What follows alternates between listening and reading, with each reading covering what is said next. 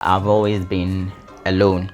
At the age of 16, I was living on my own. I also suffered depression at some point, and I was actually on. My clinical psychologist suggested I should get my dog is better than about 80% of the people that I've met, because my dog is really, if I'm to choose Shasha and someone else, I would always choose. I went to work, I came back, and then I was told by the security man at the door that my dog was outside, and they can't find my dog again. I remember when growing up, I got a dog from one charcoal seller's son. I used to save with my grandma, so I gathered some coins and I bought the dog because he gave birth to a lot and they were like stray dogs. And I bought this dog, brought it home. I used to stay with my auntie. When they give me food, I give the dog some. The dog became very nice. And one day I said, let me just take the dog outside for them to see it. I mean, where I bought it. And the mother of the where I bought the dog said I should return the dog back. And they gave me a refund. I was heartbroken. I was like why? But is that even legal? I mean, I was small. I have nothing to say. And I think they weren't. I was killing myself so much for the dog, starving myself to give the dog food. So I mean, it was like, I'm sure they were even happy the dog went. Can you tell me anything about when you got your first? That's interesting, Mike, and thanks for having me on your show.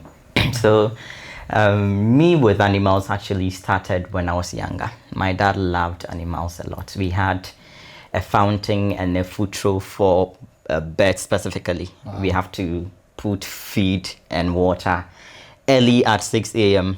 for the birds to come and feed. Same in the afternoon when we return from school, and then when my dad comes back from work. And if he comes and he meets the trough empty, he gets angry. Mm-hmm. He feels we need to, feed the birds, and he had lots of, cats. And there was this particular black cat that always followed him everywhere. So out of the blue, the cat got missing, and my dad was really heartbroken. But we never had dogs. Funny enough, my dad never really liked dogs. He felt they were loud, and he was a quiet person. So along the line, well, fate will also have its own way. I ended up having a dog. Wow. Yeah.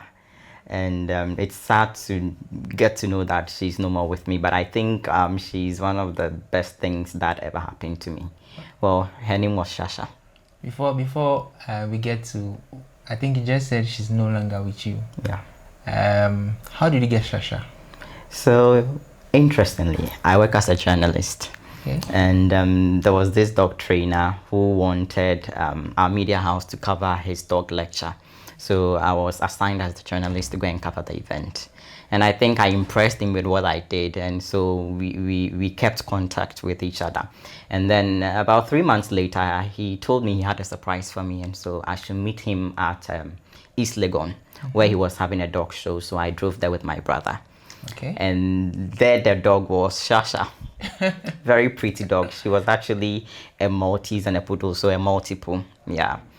And another interesting thing was the fact that I've never liked dogs, and then I just saw this dog and I was so happy to have her. She was very calm, she was well behaved, and then we brought her home.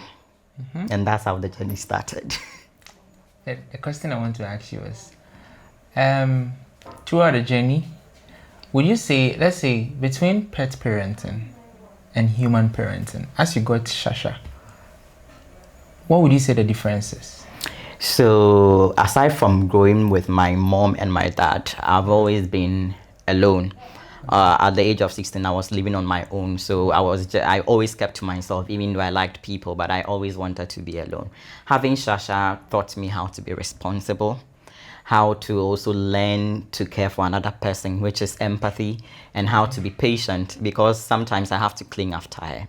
Yeah. So it taught me a whole lot of things, and also she becoming my companion. It got to a point she was so clingy that when I'm going to work, she becomes sad and she starts to bark and starts to scratch the door. And I remember one time I went to work and I was very sad. And my colleagues were asking me what the problem was, and I told them, I now have a dog, and the dog likes me so much, and I've left her alone in the house. I'm just wondering.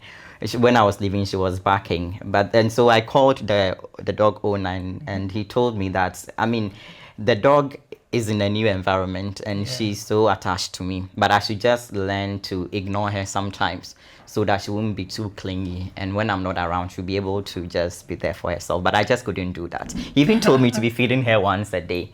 But the thing was, I was feeding her twice a day. I made sure that I fed her every morning at 7 a.m. I go to work in the afternoon, so most of the time I'll sleep and wake up around 11 a.m. But because of this dog, I was being responsible, waking up early, making sure that she gets her food, and then I take her out for a walk, and then she does her business, and then I bring her back. I mean, it was a great companionship, and the fact that she was so pretty and well kept, everybody who saw her wanted to just pet her. There was a time. Actually, I visited a friend now. So on our way going, a lady stopped me and said that was a neighbor's dog. And I'm like, excuse me, that's my dog. She's like, oh, really? That's Lulu. I'm like, no, this is not Lulu. This is Shasha. So I got really angry and there was an altercation. So we had to go to her house and then she saw that her neighbor's dog was there and then I had to go with Shasha. So yeah, Shasha was loved everywhere. Okay, so how did you balance the work life since you were leaving Shasha at home? Yeah. How was it at work? So just as I said, I spoke with the dog trainer. It got to a point, she knew the times that I was getting ready for work and she knew the times that she was supposed to eat. So sometimes when I'm in bed and I'm lazy, she would just come and be, licking me and bothering me, meaning it's time to give her the feed. And so I take her out and make sure she has enough exercise. She does her business and then I bring her back home. In a way, she was a trained dog. So I think she was able to, she knew certain instructions. Okay. Yeah. The only time she actually messed up was the first day that I brought her. How did you take that? Oh, I was cool actually. I realized she was nervous and then we gave her water. My brother suggested we should give her water. After we gave her the water, she came to the bed and then she peed and I'm like, hey, yeah, but then from there she just became, an integral part of my life. I also suffered depression at some point and I was actually on antidepressants. This is something that I haven't said anywhere. My mom is not even aware. Yeah, so I'm getting that support. And then at some point, my clinical psychologist suggested I should get a companion. And I told her I now have a dog. And he was very excited.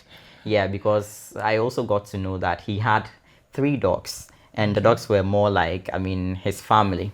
Yeah. He takes pictures with them, goes to places with them. And actually, the dogs have dog passports. I didn't even know dogs had dog passports. So sometimes when he's traveling, he travels with his dogs and all that. So yeah, the dog really became a bigger part of me. And so losing her was actually a blow. I had to move out of my old apartment into a new environment. She was cool and well behaved. One time I went to work, I came back and then I was told by the security man at the door that my dog was outside and they can't find my dog again. Like, how did that happen? You locked the door before? Yes, I locked the door and then I think I accidentally left my door open. I told you mostly she actually scratches the door and all that, but I found a way of dealing with that. I have to give her a treat. When I give her a treat and I tell her to wait, I'll be back, she would actually be there and then she won't back. So I really had no idea. I came out and I came back from work and I realized she was not around. So I was really, really pissed. Yeah. I had to speak to 1 or 2 people. I really wanted to take the owners of the apartment on because there is a security guard there. Okay. To ensure that, to ensure the safety of everyone, lives and property. So even if I have a dog, at least, because when I was actually signing up for the apartment, I made it clear to them that I have a pet. Are they cool with it? And they were like, oh yes, if the pet is not, a troublesome person. I told them, no, my pet is well trained. They saw my pet and they were actually interested. They liked my pets. So it was really surprising and heartbreaking to actually come back from work and find out that my dog was nowhere to be found. Yeah, we had to look. I nearly took them on, but I just had to let it go. As a result, I didn't go for work for like 2 weeks. Wow. Yeah, I'm being honest because she was my responsibility, and I really wanted to live up to expectation. And the man who gave me the dog was always happy anytime I post videos on my status saying me taking her on trips, to the waterfalls, taking her to the grooming sessions and all that. It got to a point I even wanted to color her feet because she was white. I didn't want her to, be having dirty feet and all that. So it was quite a blow, but Yeah. Did you take steps to find her when you came? Yeah, actually, when I told you I work in the afternoons and then I close in the night, I got home around 9:30 p.m. Honestly, I slept around 12 a.m. that day. I went out with the two security guys, looking around and all that, calling her name, hoping that she would appear. Because even when I was at my former apartment, I could leave the gate open. She would go play around. Immediately, I call her name. Wherever she is, she would run back to me. Yeah, and she knows her name. So even if strangers mention her name, she will come. So yeah, it was really a heartbreaking So how moment. has life been without Shasha? How are you coping now? Funny enough, it's more. I mean, sad enough. It feels like I'm now a single parent. I'm now back to myself. Like I'm a single person again. I'm back to this lonely person who only goes to work and then comes back home and then does nothing fancy. Because if indeed she was around, I mean, at least I would have taken her out, for grooming sessions. I had plans on taking her to the beach because we'd been to the waterfalls before and she seemed to like water. And so I had plans of taking her to the beach, and then I mean I drew an itinerary for the two of us. Okay. Yeah, because as I said, I'm always boring and I'm always home. And so we had plans with her. We could do lots of things. And now she's not around. And so I'm just back to my old self. I mean, thinking if I should really get another pet. But I mean, as far as I'm concerned, I was never, a fan of dogs in the first place. But Shasha opened my heart to liking dogs and all that. You see, so now I'm even wondering if I get a new pet, if I get a new dog. I mean, I don't know if she'll be able to match up to what Shasha gave. Yeah, because Shasha was actually an emotional support dog. She just wasn't a pet. She meant so much to me. Anytime I was sad, she could actually tell. Wow. She would actually come and sleep on the bed with me anytime I was shy. And I realized that she also didn't like rains. So anytime it rained, she runs to you. She runs to me. She would never let me sleep. So one dawn, it was raining, and it was my first time realizing that she was scared. Actually, she was hyper. She was going around the room, and then my brother was laughing. I'm like, hey, what's happening to Shasha? I'm like, Charlie, bro, what's happening to Shasha? He just slept. The following day, he told me, oh, dogs are sometimes afraid of, the rains and the thunder. Yeah, certain sounds. Yeah. So I spoke to the one who gave me the dog, and he said, anytime, it rains, I should just take her out. So we're just trying to let her face her phobias. So he gets it. Yeah, it's just sad that she's no more, but Shasha was the best. Then I'm sure your brother also loved Shasha.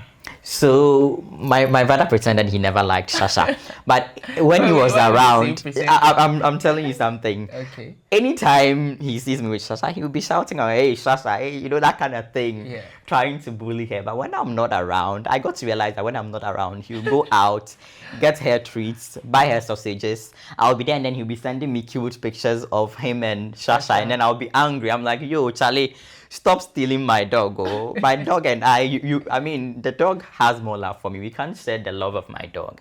So, my brother was really there. He was very supportive as at that time until he left. When he was around, I mean, he could babysit Shasha. And I had people who equally loved Shasha. Like I mentioned now, anytime I'm traveling, I'll bring her to Na, and Na will take care of her, send me pictures and all that. That's nice. Yeah, so even when Na got to know that Shasha was missing, she was pretty much angry. She's like, let's take these people on, let's sue them. They should bring Shasha. I mean, they have to find Shasha.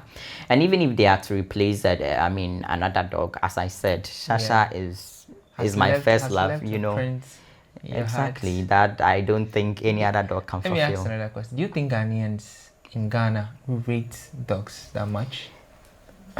I mean, we can actually answer this question by looking at the stray dogs that we have in the country. I mean, wherever you pass, you see our local dogs, around unattended to and all that. But I think that's changing. With this podcast that we're having, it should be able to change the narrative.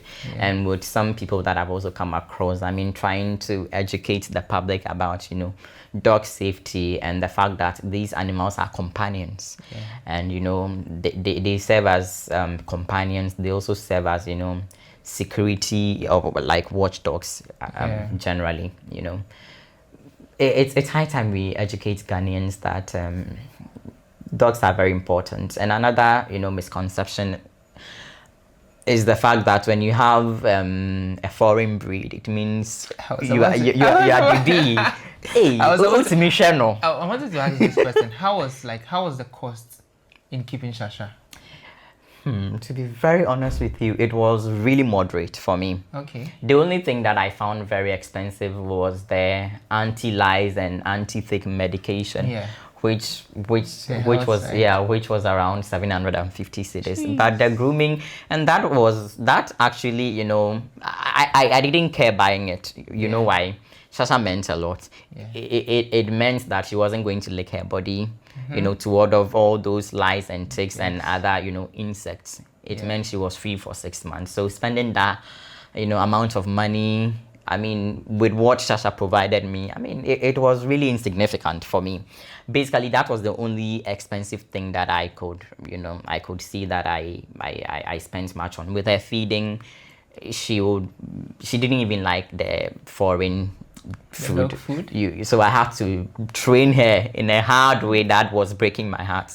I just wanted her to also have a feel of the dog food. Okay, so before, she was rejecting the foreign food. Yes. What was she eating? So I was giving her mostly rice with boiled vegetables, cabbage, carrots, and then chicken. I'll mix it together and then give it to her, and then she will enjoy everything.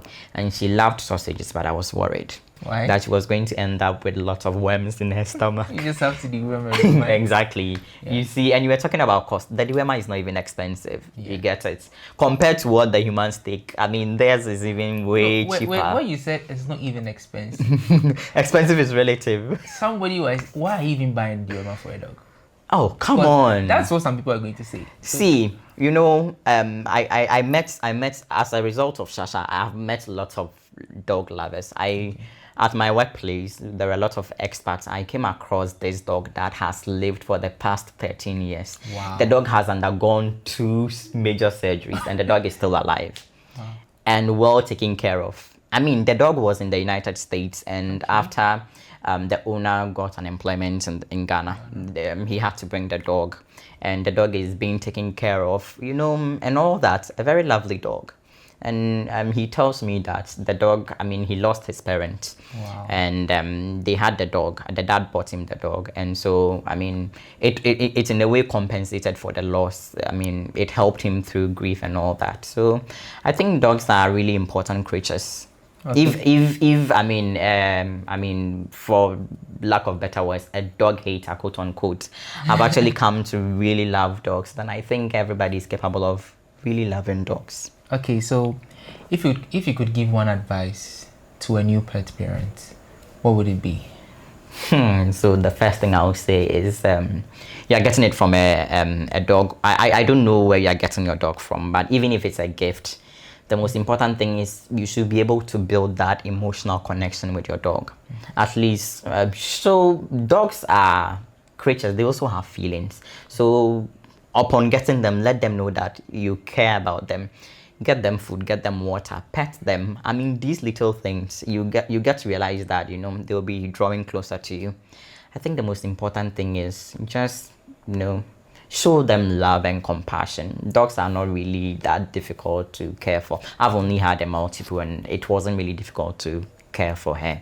And so if you are having a local breed that seems to be eating literally everything, I don't think you should really have a problem, but at least make sure it's a balanced diet.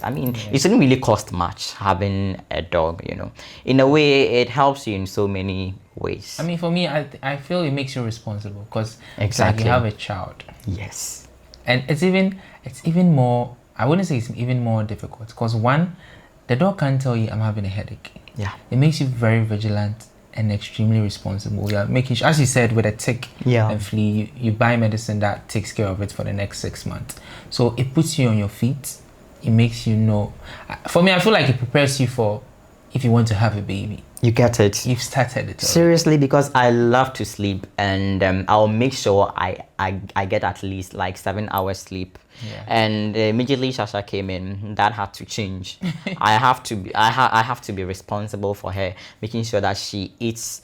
I mean, she gets enough food, she gets enough exercise, because I was mostly leaving her at home. And so dog fatigue and all that, you get it.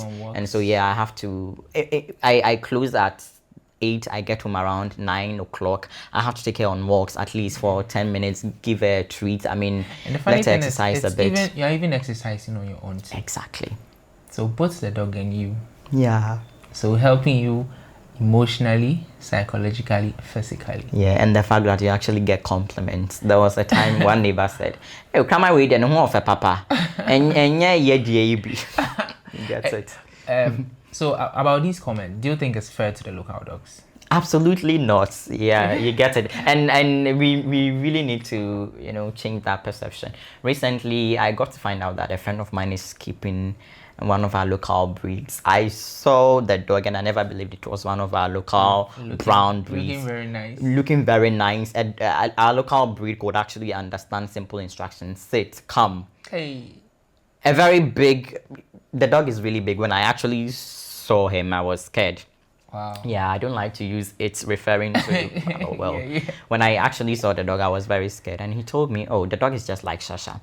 Wow. He's very calm. He's a pet. He's not used for other stuff. He's just a pet, and so I should just pet him and all that. Yeah, he was really looking good. I have this controversial question I do ask people: that between your partner and your pet, who comes first? Like you really want me to be honest? Yeah, be extremely honest. This could blow, and then I could probably have issues. Yeah. But yeah, I think there's been so many times. I'm answering now. I'm just going to be evasive, but I think there's been so many times I've actually told most of my friends that my dog is better than about 80% of the people that I've met, because my dog is really loyal, kind, and supportive, very supportive and empathetic, more than some humans that I've come across. So really, if I'm to choose Shasha and someone else, I'll always choose Shasha.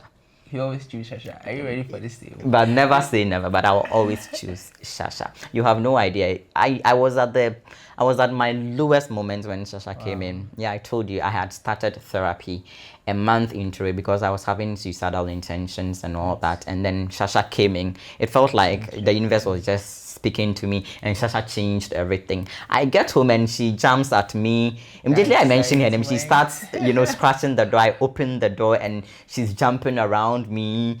She goes to drink the water with all her, all her whiskers wet, and then she'll come to me, licking me. That was everything to me. You have no idea. I could have a bad day at work. Immediately I get home and Shasha hears my voice. She's excited to see me. At least someone is excited to see me, and someone is ready to welcome me home, no matter, the day that I had. So really, if I'm to choose, I'll choose Shasha over certain human beings. But, well, I don't have a lover, so I'll choose Shasha.